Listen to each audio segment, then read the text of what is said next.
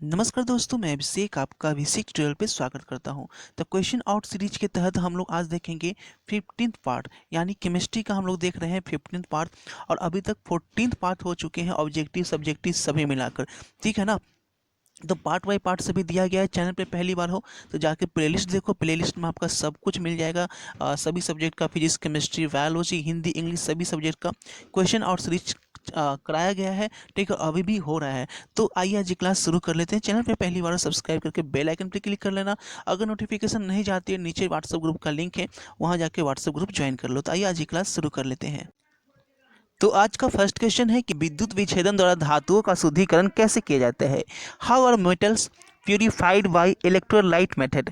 अब यहाँ पे देखिए कि मैं इंग्लिश हिंदी दोनों में देता हूँ, तो जो पहली बार है वो ध्यान से देखेंगे। विद्युत विच्छेदन द्वारा धातु के शुद्धिकरण के अशुद्ध धातु का एक मोटा एनोड तथा उसी के शुद्ध के रूप में एक पतले चादर का कैथोड के रूप में इस्तेमाल किया जाता है। धातु के सॉल्ट का जलीय घोल इलेक्ट्रोलाइट के रूप में प्रयुक्त होता है। धातु के सॉल्ट का जलीय घोल इलेक्ट्रोलाइट के रूप में प्रयुक्त होता है। जब विद्युत धारा प्रवाहित की जाती है तो अशुद्ध धातु धीरे धीरे क्या होता है, गलता जाता है। जब विद्युत धारा प्रवाहित की जाती है तो अशुद्ध धातु धीरे धीरे गलता जाता है एवं धातु के आयन कैथोड पर जमा हो जाता है। इसके फलस्वरूप क्या होता है, एनोड पतला हो जाता है और कैथोड क्या होता है, मोटा हो जाता है। एनोड पर ऑक्सीकरण तथा कैथोड पर अवकरण होता है। कैथोड पर एकत्र धातु करीब 90.99% जो है वो प्योर होता है और अपद्रव्य एनोड छड़ के रूप में बर्तन की पेंदी में क्या होता है, बैठ जाता है। ठीक है, हिंदी में देख लिए, इंग्लिश में भी देख लेते हैं। ये आपको डायग्राम वहाँ पे बना देना है। ठीक है, अब यहाँ पे हम लोग इंग्लिश में देख लेते हैं। स्क्रीनशॉट ले लीजिए यहाँ से। For the purification of metal in electrolytic method, thick mode anode of impure metal and thin cathode of pure metal are made. The electrolyte is made of aqueous solution. ध्यान से देखेंगे, the electrolyte is made of aqueous solution of salt of metals. When electricity is passed through the solution, जब इससे होकर electricity प्रवाहित की जाती है तो क्या होता है, the impure metals begins to dissolve, यानी जो अशुद्धि मेटल होता है वो डिसॉल्व होना शुरू करता है और metal ion in the solution deposit on cathode, और क्या होता है, कैथोड पे डिपॉजिट हो जाता है। As a result of this cathode becomes thick. Cathode क्या होता है, थिक हो जाता है और एनोड क्या हो जाता है, परिणाम स्वरूप थीन हो जाता है। Oxidation takes place at anode. Oxidation कहाँ पे चला जाता है, एनोड पे चला जाता है। And reduction occurs at cathode, और रिडक्शन कहाँ पे होता है, कैथोड पे होता है। The impurities are settle as anode mud The impurities are settled as anode mud in the bottom of vessel. Vessel के बॉटम में जो भी अशुद्धियाँ होती है वो क्या होती है, बैठ जाती हैं। ठीक है, बढ़ते हैं अगले क्वेश्चन की ओर। डायग्राम वही है, आपको डायग्राम इस तरह का बना लेना जैसा कि हिंदी में बनाया गया था। डाउट नट बच्चों, आप किसी भी सवाल में अटक गए हो या आपसे सॉल्व नहीं हो पा रहा है, बस आपको इस क्वेश्चन का फोटो लेना है, क्वेश्चन को क्रॉप करना है और 5 सेकंड के अंदर अंदर उस क्वेश्चन का वीडियो सॉल्यूशन मिल जाएगा। फिर चाहे आपका क्वेश्चन होमवर्क का हो, CBSE, Bihar, UP, Maharashtra, Rajasthan, MP किसी अन्य बोर्ड का हो, चाहे आईआईटी जी नीट या क्लास 6 से बरहमी का सवाल हो, इन सब का जवाब डाउट नेट ऐप पर, या फिर कोई भी सब्जेक्ट हो, physics, chemistry, biology, math, science, आपके सभी सवालों के जवाब मिलेंगे आपको डाउट नेट पर। साथ ही डॉट नेट पर क्लास 9वीं से 12वीं के बच्चों के लिए चल रही है इंग्लिश और हिंदी मीडियम में लाइव क्लासेस, यानी अब पूरी पढ़ाई होगी डॉट नेट ऐप पर। 3 करोड़ से ज्यादा बच्चे डॉट नेट ऐप पर पढ़ाई कर रहे हैं, तो आप भी जाइए और डॉट नेट ऐप को इंस्टॉल कीजिए। अंतर हैलोजन यौगिक क्या है, BrF3 की संरचना ज्ञात करें। Water enter halogen compound determine the structure of BrF3। अब इसका जो है हम लोग का स्ट्रक्चर ज्ञात करना है, हिंदी इंग्लिश दोनों में देखेंगे और बहुत ज़्यादा VVI क्वेश्चन है ये। हैलोजन यहाँ से लिखेंगे अंतर हैलोजन यौगिक, वैसे यौगिक जो दो विभिन्न हैलोजनों में सहसंयोजक बंधन से बने हैं, सहसंयोजक बंधन से बने हैं, क्या कहलाते हैं, हैलोजन यौगिक कहलाते हैं। क्या कहलाते हैं, अंतर हैलोजन यौगिक कहलाते हैं। यह यौगिक विभिन्न हैलोजन के विद्युत ऋणात्मक में अक्षर के कारण बनता है।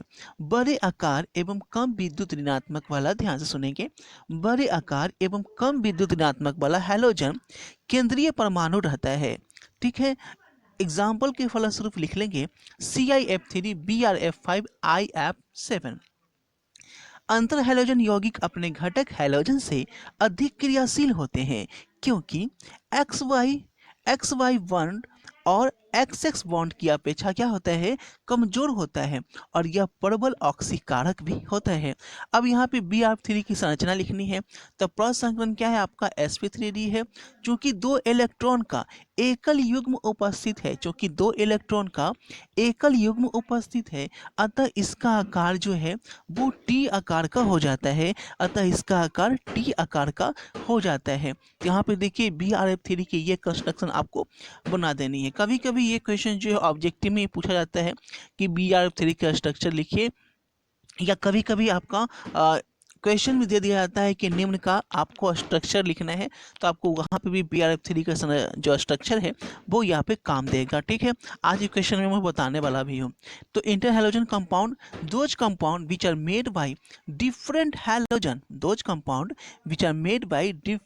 Halogens with covalent bond are called interhalogen compound.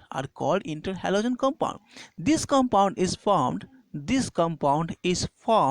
due to difference in electrogenetics of different halogen with large size and low electronegativity is the center atom in compound. For example, CIF3, BRF5, EIF7, etc. Interhalogen compound is more reactive than its component halogen because the bond in XY is more weaker than bond in XX. This compound is strong oxidizing agent. A structure of BRF3 hybridization sp3d. Now two lone pair of electrons are present, therefore its shape is of T shaped। ठीक है, क्योंकि to lone pair electron जो है present होते हैं इसमें, इसीलिए इसका शेप जो है वो कैसा होता है, टी आकृति का होता है। ठीक है, देख सकते हैं टी आकृति का शेप इसका बन जाता है। अगले क्वेश्चन की ओर बढ़ते हैं। नेक्स्ट जो है आपको दिखाना है कि एसिल्डिहाइड और कीटोन में क्या डिफरेंस है, फिनॉल तथा अल्कोहल में क्या डिफरेंस है, एसिल्डिहाइड एंड कीटोन में क्या डिफरेंस है, और फिनॉल और अल्कोहल में क्या डिफरेंस है। तो हम लोग हिंदी इंग्लिश दोनों में देखते हैं।